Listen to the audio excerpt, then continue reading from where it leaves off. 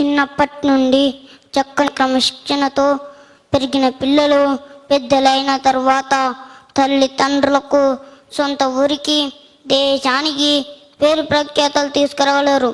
జీవితంలో విజయం సాధించడానికి అవసరమైన పునాది చిన్నతనంలోనే ఏర్పడాలి. అందుకు తల్లిదండ్రుల పెంపకం సహాయపడుతుంది.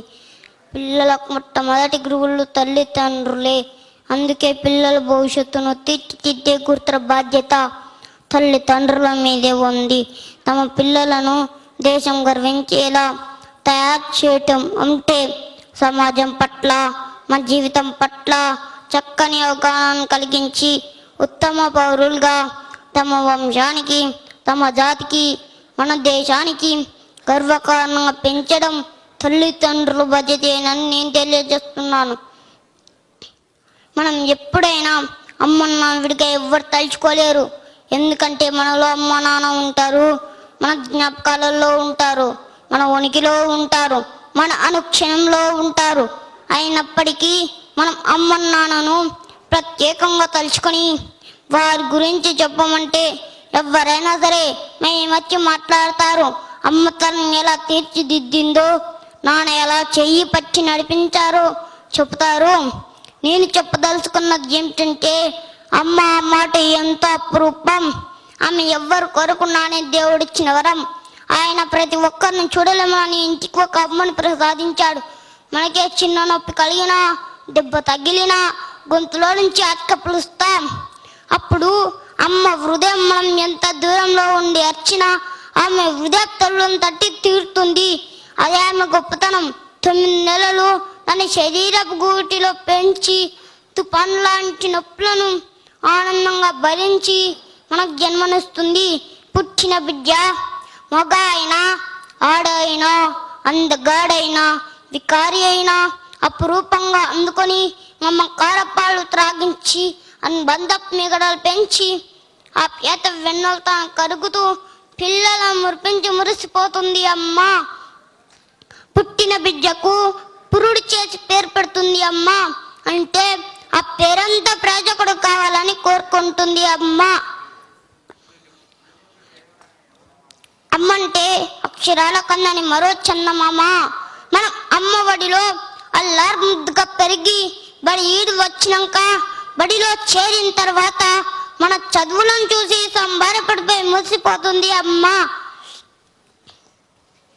1000 రూపాయలు పోసి కొని తెచ్చిన కానుకల కంటే మనం అమ్మ అని పిలిపే వారికి ఆనందాన్ని ఇస్తుంది. అమ్మంటే చిమ్మ చీకట్లో దీపం. బిడ్డ ఆలన పాలన భిన్నతకి తల్లిదండ్రుల పాత్ర వేల కట్టలేంది.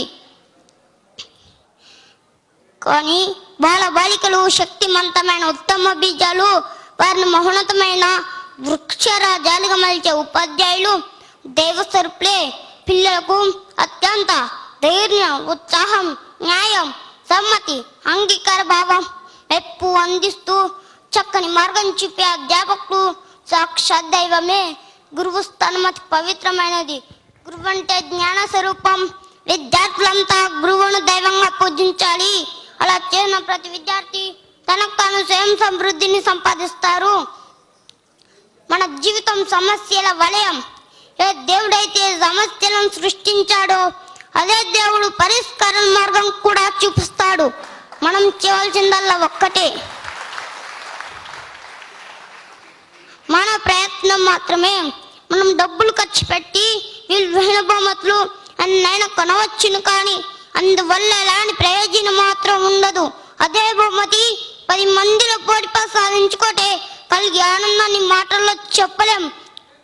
కానీ నిజ జీవితంలో మహోన్నతంగా మనం ఎంతో కష్టపడితే తప్ప మనం ఎదగలేం.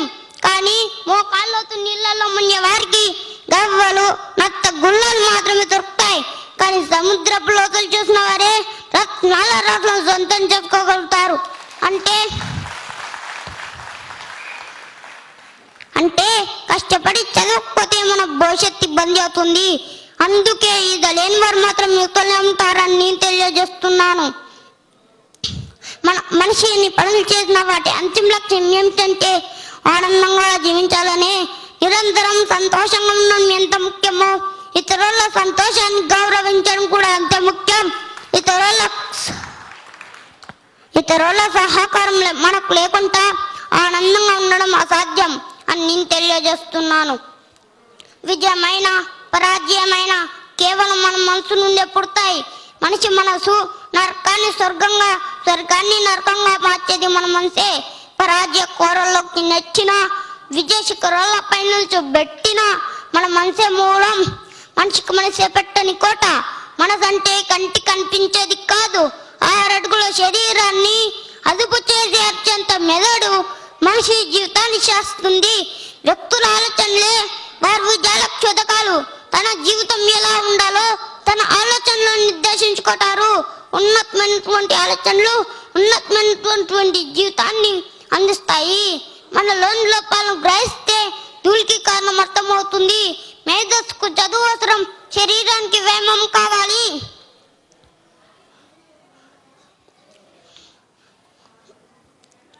కానీ ఈ రోజులలో ప్రభుత్వ పాఠశాలలో చదువుకునే పేద విద్యార్థులు ఆర్థిక పరిస్థితుల వల్ల మరియు ఉపాధ్యాయుల కొరతల వల్ల లక్ష్యాన్ని సాధించలేకపోతున్నారు. సర్కార్ బడిలో చదివే విద్యార్థులకు జీవితం ప్రశ్నాత్మకం కాకూడదని, మబ్బుల చాటున జాబిల్లిలా మా బ్రతుకులు కాకూడదని వందే మాతృ ఫౌండేషన్ స్వచ్ఛంద సంస్థ ముందుకు వచ్చి